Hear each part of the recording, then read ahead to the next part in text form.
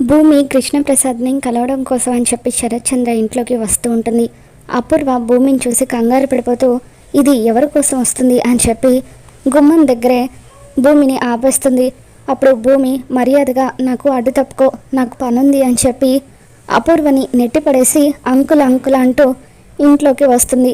ఇక మెట్లు ఎక్కగానే నువ్వెందుకు వచ్చావని చెప్పి ఇందు మీరా వీళ్ళంతా కూడా భూమి మీద విరుచుకుపడుతూ ఉంటారు.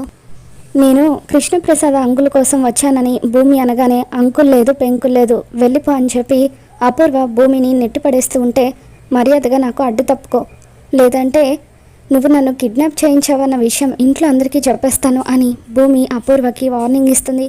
భూమి కృష్ణప్రసాద్ గదికి వెళ్ళేసరికి కృష్ణప్రసాద్ అక్కడ ఉండడు.